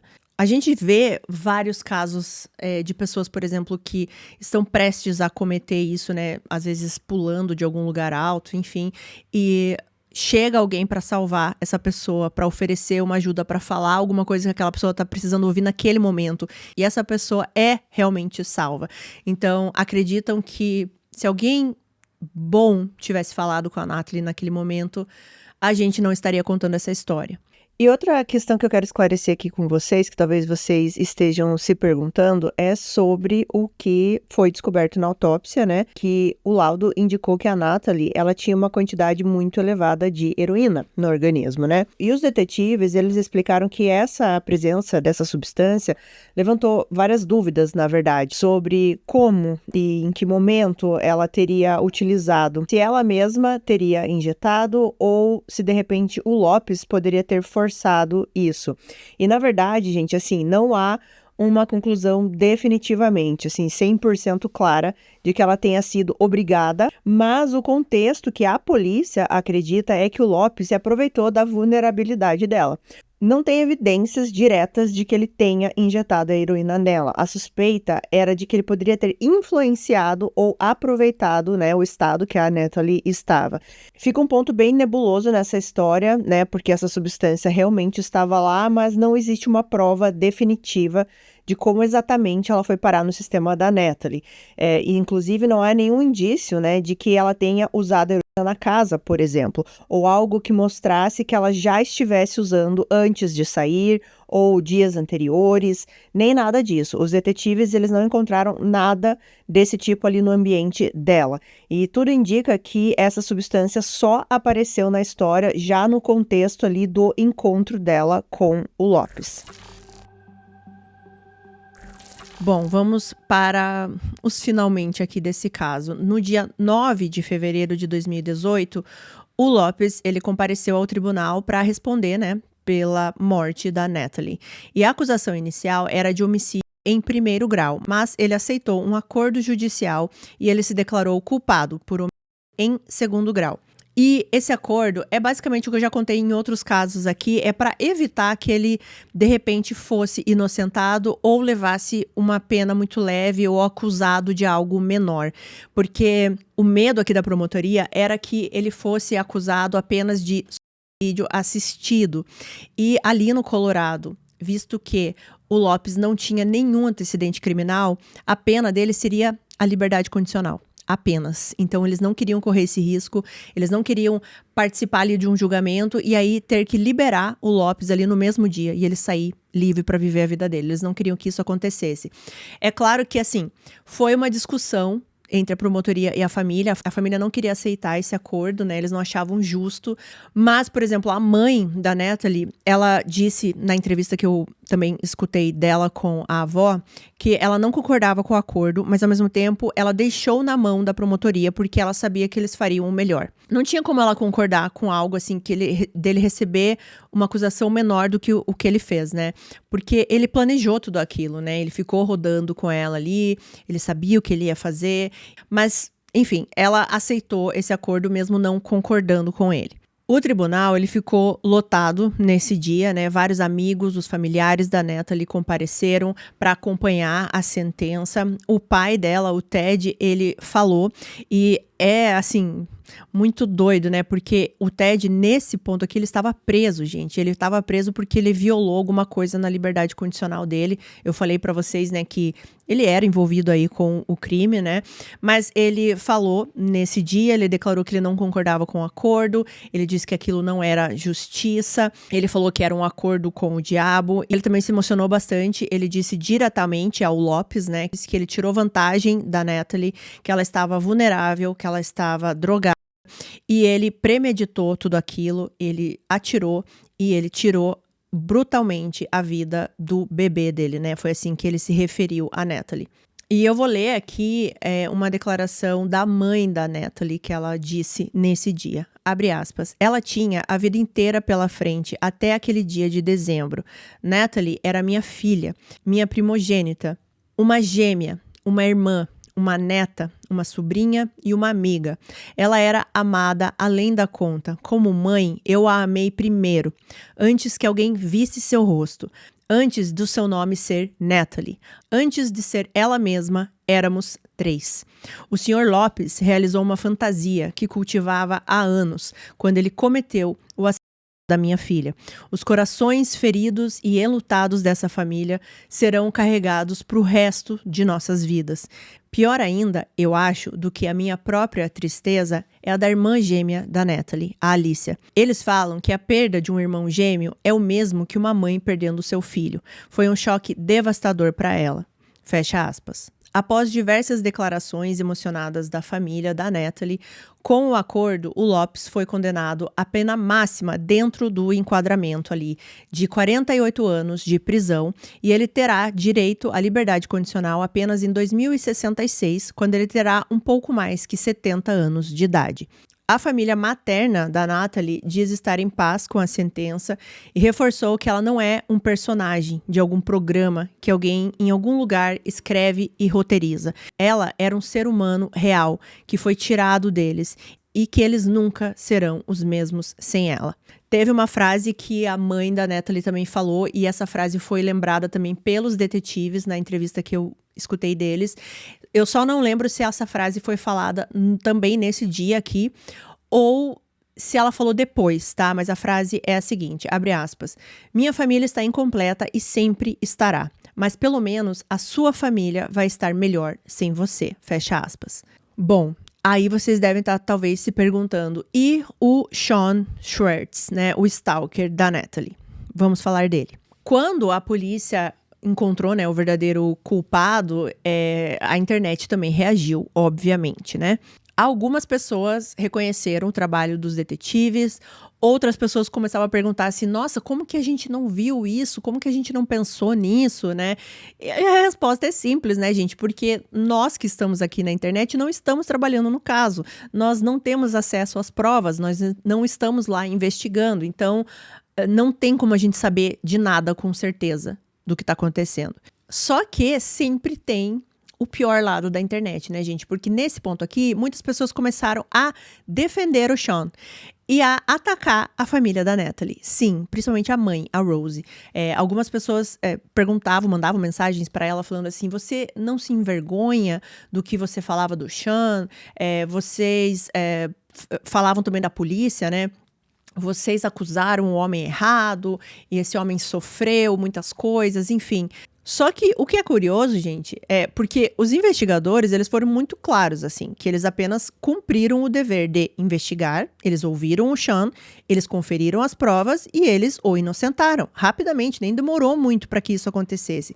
Quem crucificou o Sean o tempo inteiro foi a internet, a própria internet, que agora, ironicamente, né, queriam, tipo, uma justiça por algo que eles mesmos tinham feito. E a Rose, ela respondia as mensagens que mandavam pra ela, né, essas mensagens do, você não se arrepende de ter falado do Sean e tal, e ela fala, nessa entrevista que eu vi dela, ela diz que não, que ela não se arrepende de nada do que ela disse sobre o Sean. Porque mesmo que ele não tivesse sido responsável pelo que aconteceu com ela ali, né, no final de tudo, ela sabia o quanto a filha tinha sofrido por causa dele, o quanto a Natalie ficava apavorada, e isso não podia ser apagado. Simplesmente, né? O Sean, ele realmente perseguiu, ele assediou, ele criou vários perfis falsos, foi até a casa dela, ao trabalho, infernizou a vida da Natalie e da família dela também, né? E é por isso que ela não se arrependia de nada do que ela tinha dito sobre ele, porque era tudo verdade. E até hoje, gente, existem pessoas assim que tentam pintar o Sean como esse coitado, que na verdade ele também foi mais uma vítima. E é até um pouco irritante porque a vítima aqui foi a Natalie.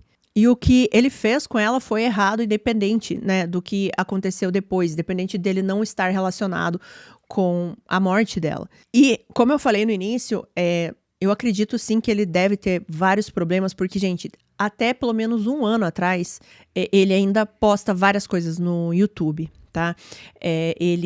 Durante os anos seguintes aqui do crime, ele tentou se defender de todas as maneiras possíveis, ele continuava colocando vários vídeos no canal, e sempre se colocando como vítima, né? Culpando a polícia, a família da Natalie, xingando, alimentando a própria narrativa dele ali, de que ele só queria o bem da Natalie, que as pessoas interpretaram ele errado. E ele realmente parece gostar dessa atenção, sabe? Essa atenção que as pessoas dão pra ele. E tem muitas pessoas que dão atenção pro Sean. Os detetives também falam nessa entrevista que eles foram assediados pelo Sean ainda muitos e muitos anos depois do caso. Essa entrevista com os dois detetives e com a mãe e com a avó, É uma entrevista de mais ou menos, acho que mais de 3 anos atrás, tá? E nessa entrevista eles estavam falando que eles ainda recebiam mensagens e vídeos do Sean. Então vocês imaginem. Segundo alguns comentários que eu vi em alguns vídeos do próprio canal ali do Sean, acredito que ele pode estar preso no momento, por isso que ele parou de postar, mas não sei, não é algo que eu consigo confirmar com certeza. E eu também queria falar um pouco aqui sobre a família da Natalie e os detetives, né? Esse relacionamento, digamos assim, que surgiu depois do caso. Com o tempo, a Rosie e os detetives, eles criaram realmente um laço, assim, que ficou quase que como uma família, assim, pelo que eu percebi, a família, né, da Rosie e a família dos detetives é muito próxima. Ela sempre agradece o trabalho dos detetives e de toda a polícia. Ela diz que o contato constante durante a investigação deixou tudo menos pior para ela. As ligações, as atualizações, todo esse cuidado, né, que eles tiveram.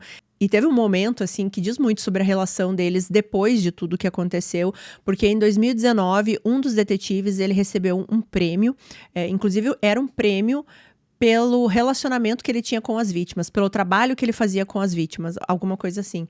E a Rosie, ela surpreendeu o detetive, ela foi de surpresa lá, inclusive com a ajuda de outros colegas dele, para participar desse momento, né, dessa premiação. E ele ficou muito emocionado, ele fala que foi um momento muito importante, mais ainda porque a Rose estava lá. E dá pra sentir realmente que no meio de tudo isso que aconteceu, tanta coisa ruim, nasceu algo bom, né? Algo humano, um sentimento bastante verdadeiro. E quando a Rose fala nessa entrevista sobre o Lopes, é o único momento, assim, que ela realmente desaba. E ela começa a chorar, e é um choro, assim, muito, muito doído, sabe?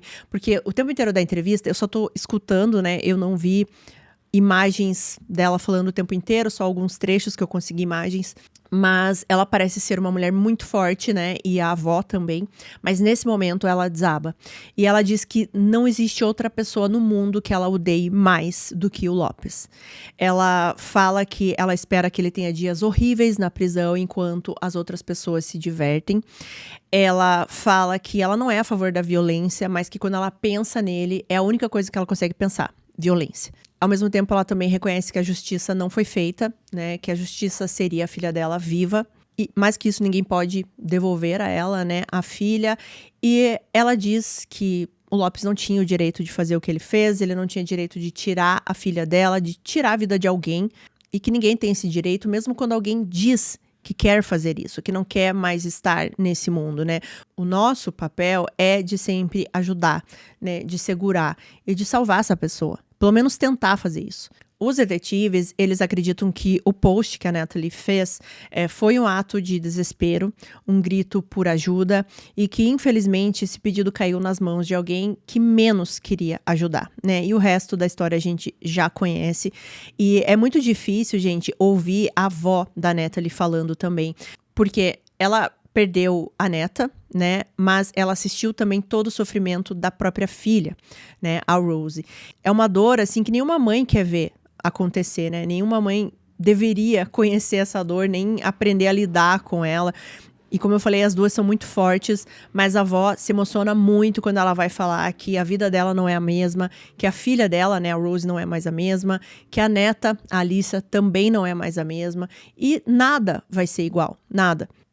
A Rose, ela fala muito da Alyssa, né, da irmã gêmea. Ela diz que foi muito, muito difícil, está sendo muito difícil. Lembrando que essa entrevista é de uns 3 anos atrás. Mas ela falou que foi muito difícil para a Alyssa voltar a viver, assim, pelo menos a tentar, né? Porque elas estiveram desde o primeiro suspiro ali juntas, né? Elas nunca se separaram. E eu fico imaginando, gente, assim, no aniversário, né? É o teu aniversário, mas também é o aniversário da sua irmã.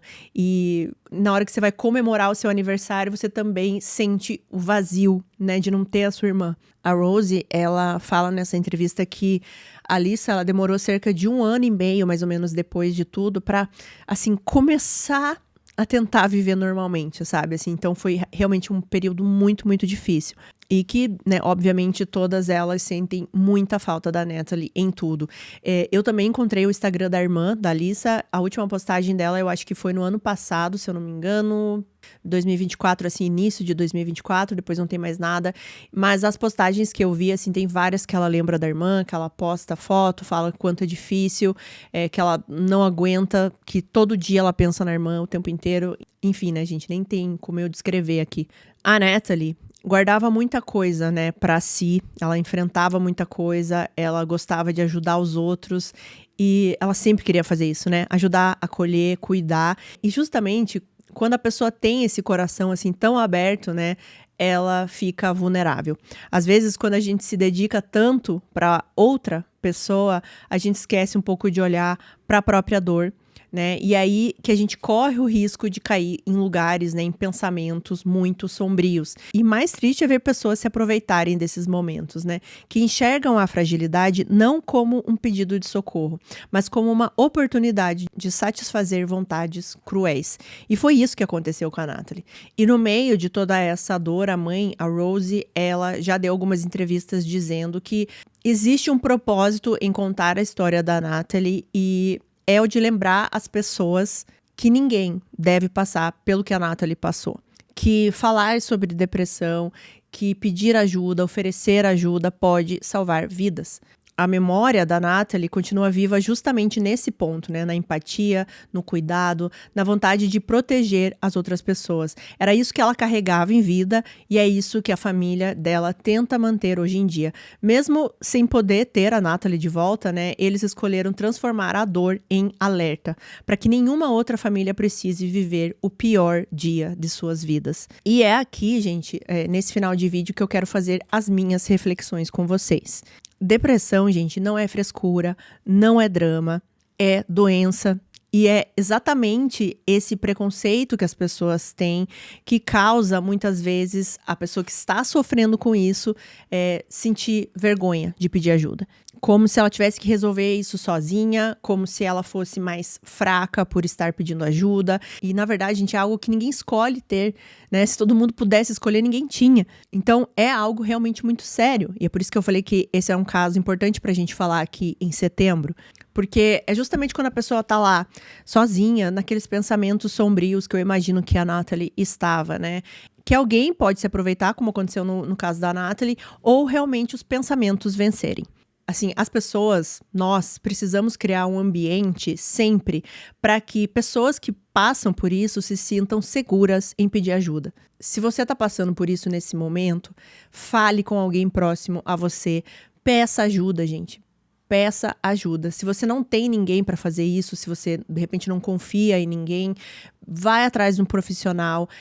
Existe o telefone, né, 188, que você pode conversar, liga para alguém, manda mensagem para alguém, sabe? O importante é você não se sentir só, é você falar com alguém. Inclusive, o número 188, você pode ligar, a ligação é gratuita e é 24 horas, mas você também pode falar por chat no site, por e-mail. Tem várias formas de você pedir ajuda, de você pelo menos falar com alguém quando você estiver nesses momentos assim mais sombrios, mais obscuros. Você não precisa sair desse mundo, nada vai ficar melhor com a sua ausência, nada vai se consertar se você não estiver aqui. As pessoas vão sentir a sua falta, sim, você é importante, sim, e você tem muito para viver. Acredite nisso. Tá? E se você não tá passando por isso, seja a pessoa que oferece um ombro, seja a pessoa que escuta, seja a pessoa empática nesse momento. Outra reflexão que eu quero fazer aqui é sobre os detetives de internet, né? E uma reflexão para todos nós que consumimos esse conteúdo e estamos aqui na internet. Esse caso mostra de uma forma muito clara o que acontece até hoje, assim, né? Quando a gente vê casos acontecendo aqui em tempo real, né? Julgamentos precipitados, pessoas tratando histórias reais como se fossem ficção, como se fosse uma novela, como se fosse algo ali que elas podem ter as certezas delas ali, achar que sabem mais que os profissionais que estão trabalhando no caso. E principalmente pessoas que assistem True Crime, né? Isso acontece muito na nossa comunidade, né? As pessoas acham que porque elas assistiram muito True Crime, porque elas escutam muitos profissionais, elas sabem mais do que as pessoas que estão trabalhando lá. das pessoas que têm acesso às provas, a entrevistas, a interrogatórios, a que estão falando com as pessoas suspeitas ou não suspeitas. Então, esquecem que aquilo é um caso real. As pessoas têm que ser responsáveis pelo que elas escrevem online, ali nos comentários, né? E eu nem tô falando aqui só agora da nossa comunidade, em tudo, em geral, gente. O que vocês escrevem para outra pessoa, pensem antes de escrever, né? Não é porque você tá na internet que você pode falar qualquer coisa, acusar qualquer coisa, seja em casos criminais ou outras questões. Mas falando de casos criminais, a história aqui, né, que eu conto, o caso, ele não acaba para essa família, né? Igual acaba para as pessoas que estão assistindo, porque você vai rolar o feed, você vai pular para outro vídeo. É algo na vida real. E isso foi uma coisa que a Rose, ela disse, né? Que ela quer que as pessoas vejam que a Natalie foi uma pessoa real. Tudo aquilo aconteceu. E eu, por exemplo, tô contando esse caso aqui, e eu estou contando o pior dia da vida da mãe da Natalie, da Rose. Ela fala isso, né? Então, eu tenho que ter essa empatia e eu quero muito que vocês tenham isso também, não só no meu canal, com todos os outros que vocês assistem, nos comentários de vocês. Porque essa dor nunca acaba para essas famílias. A gente tem que ter essa noção, né? E falando dos detetives de novo aqui da internet, né? É muito irritante quando eu vejo isso em alguns casos, né? As pessoas tratando outras pessoas reais como se fosse, assim, uma fofoca aleatória, como se fosse, assim, uma ficção. Elas não param para pensar que as pessoas realmente estão sofrendo tudo aquilo. Então julgam, acusam, têm as certezas, né? E escrevem tudo isso na internet. Enfim, eu já falei sobre isso em alguns casos. Eu sempre tento aqui ser o mais sensível possível e mais empática possível, assim, com as famílias, com as vítimas, porque eu tenho muito respeito, né, pelo que essas pessoas viveram. E que não é algo fácil e não é algo que você um dia vai querer estar nessa situação. Esse caso, né, gente, ele mexeu bastante comigo. A Natalie, ela carregava muita dor, assim, foi isso que eu senti, sabe? O luto pelo avô, o medo constante do perseguidor. Ela já tinha, né, uma luta antiga aí com a saúde mental, como eu já falei.